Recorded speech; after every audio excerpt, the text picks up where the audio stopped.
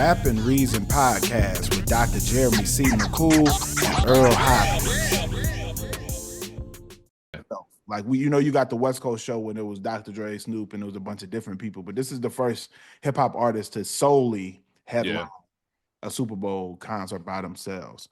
With that said, we've also recently got the stats that this is now the highest viewed Super Bowl halftime show of all time. Insane. 133 million viewers, bro.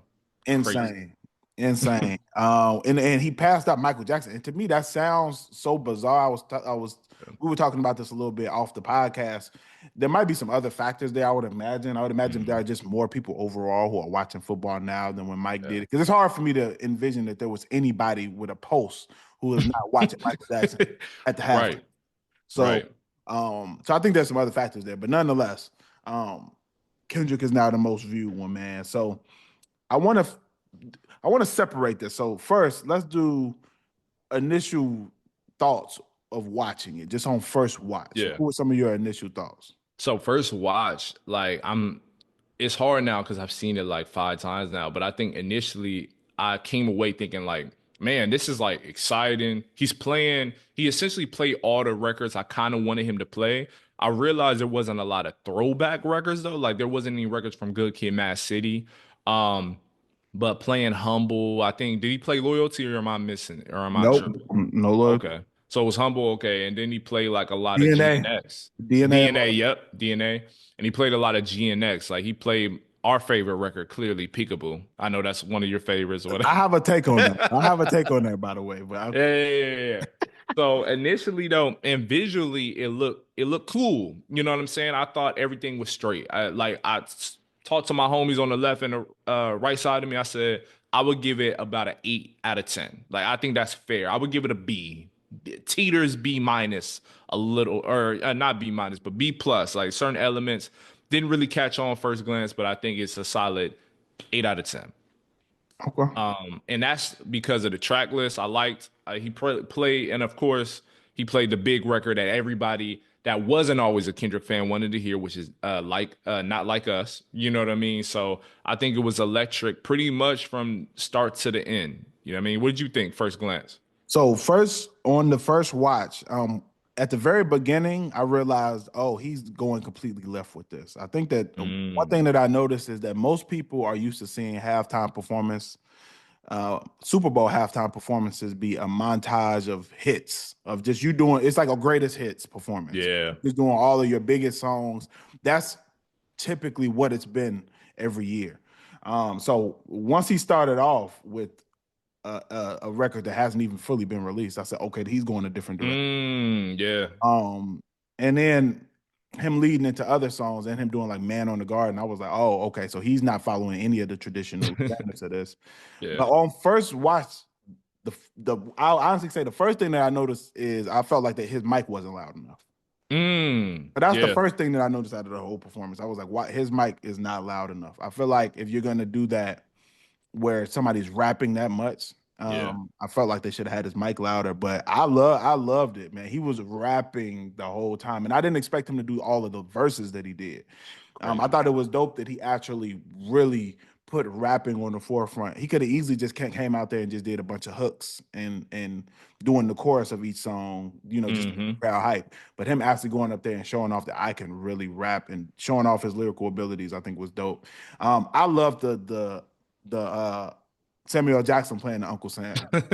I thought that guided the story well for me. So the first time I watched it, that was like exciting to me, of him like playing into like, oh, you're playing all these other songs, you're not playing the game, and then him going into doing more of the like commercial songs with SZA, and then him being like, oh yeah, that's more like it, and then him going back. I thought it was a dope way of guiding the story, and kind of like a lot of the critiques that it's getting too, and we'll get to that, are like, it's funny because they're addressed in.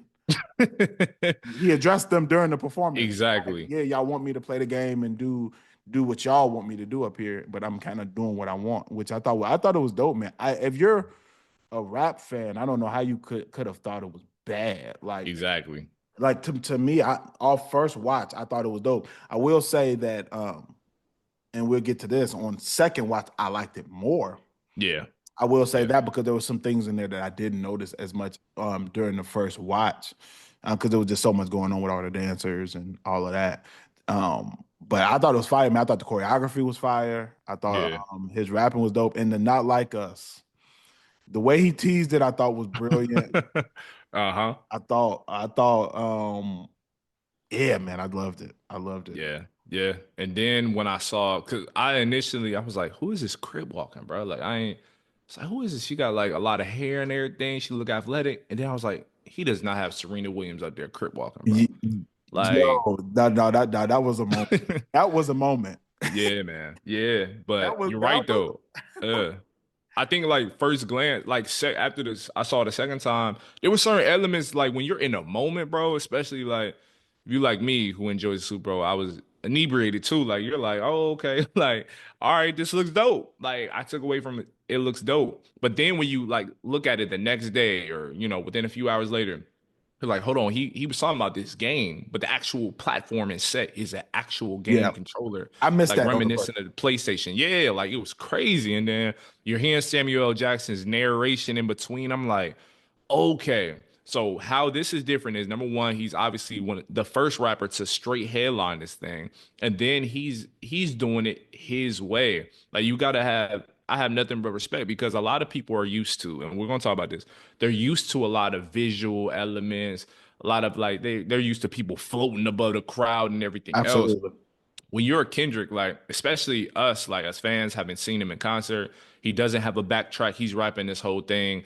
That's an element, unless you're a hip hop fan, you don't really appreciate or understand. And then when you see like the all the elements that come, everything that was on that stage came with the storyline. It was useful, like it was added fuel to whatever message he was trying to convey. It wasn't just lights, cameras, and all this other things for glitz and glamour. It all had a purpose. And I think when you look at like all the background dancers dressed in white or blue or red or whatever, Mhm. to obviously reflect the American flag, and you see all these other elements. I thought SZA coming out. She came out tastefully, like at the right time, and did Yeah. her thing. You know what I mean? I've been here, and she's been getting critiques and everything. It's just like, are you?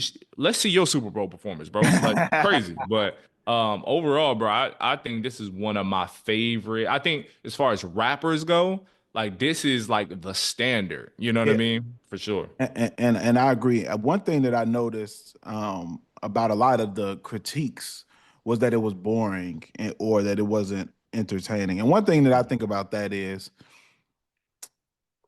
I think this really creates a clear separation between who are fans of actual rap and lyricism versus Hmm. who are really fans of just party music.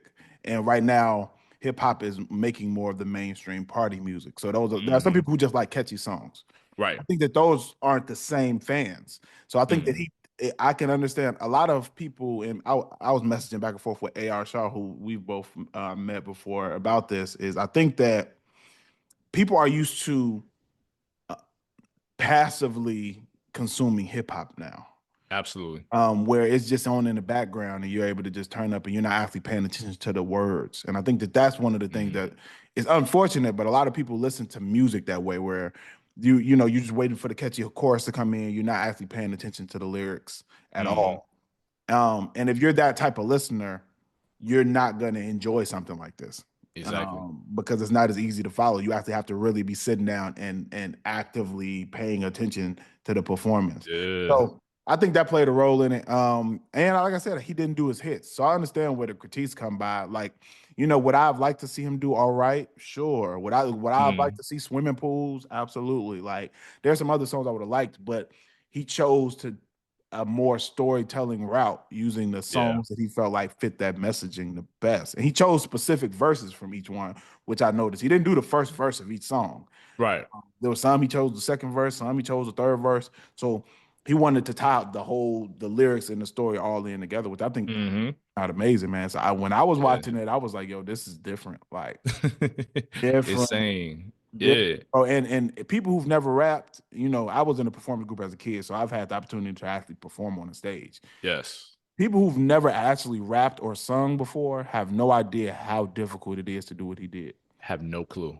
If you've never rapped, like I understand why you're like, oh, that's him rapping with no backtrack for 20 minutes straight. That's not no, bro. Like that's extremely Oh almost man. impossible. 99% of rappers cannot do what he did up No, they can't, especially on that level of stage. You got to think about how far he's jogging, running to get in certain placements to make sure that the camera angles are crisp and sharp and everything else, bro. Like there's so many things. Even if you prepare for this, bro, in the moment, adrenaline rushing, you can't like no way. most people can't do that, bro. And then again, with the lyricism, people aren't used to paying attention to that, nor are they used to paying attention to the subtleties. Like when he said, "Say Drake," and he's looking directly at the camera and he has this maniacal smile Bro, on. You let know me what I'm tell saying? you, Come we on. laughed so hard when that part. I said, this is the pettiest, most diabolical man to breathe, man. Like Easy. to crack a smile just for that brief moment of saying, "Say Drake." Knowing he's watching from Australia at Just that, bro. knowing that he's tuned in is very, very easy. You're a mean guy. Yes, bro.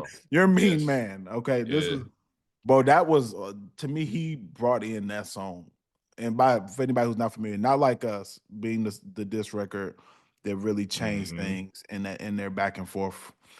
That the way that he teased it, I thought was amazing. Him talking about, I want to perform this song, but I know they like to sue was Right. hilarious. But Come on. yeah, I loved it, man. And I also got to shout out Kendrick for putting in other little nuggets throughout the performance, man. I think that it was Yeah. needed, man. And I'm not even gonna go into like depth about some of the other symbolism. So I'll talk more on the surface level stuff first, which is like just him mentioning 40 acres and a mule and on a Yeah. Super Bowl performance in front of a president who is currently removing DEI. I think Yeah, it man. and that wasn't a part of a song. You feel me? Like he added that. So like um, you know, there was just cultural moments, them using their bodies to make the American flag, you know what I Yeah. mean, was Hmm. amazing. I think that Samuel L. Jackson's commentary throughout was extremely impactful of him saying, oh, that's too loud, too ghetto, Hmm. and all of that. And and then him going from that to be humble. You know what I mean? It was very, very Yeah. strategic. All of the Yes, song man. placement was very, very strategic.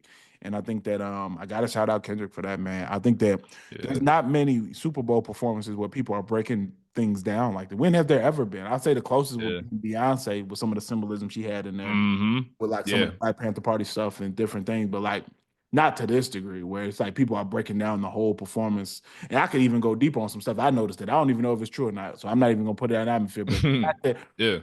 to me, it represented even Black nationalism and him standing on a Black Grand National. It's a lot of stuff that I think, Yeah. and I don't even know if that was his intention or not. He doesn't strike me as somebody who does things unintentionally, but Exactly. Yeah. um, yeah, man, just a very well thought out performance. Like I said, there's songs I would have liked to see there. Hmm. Um, I think not doing all right in front of the president. You know what I mean? I Yeah. I think that would. might I have been. wish we had that. I think that might have been a little moment missed. To be fair, he performed it at the last one when he did the Super Bowl. So maybe Okay. he did. Maybe he cut it out for that reason. But I would have liked to see all right. I would have liked to see there's some other tracks. Same thing with Mad City. I would have liked to see. There's I would other have loved to see him kick it off with Mad City, but yeah. Yeah. So there's some other songs that I think would have been dope there.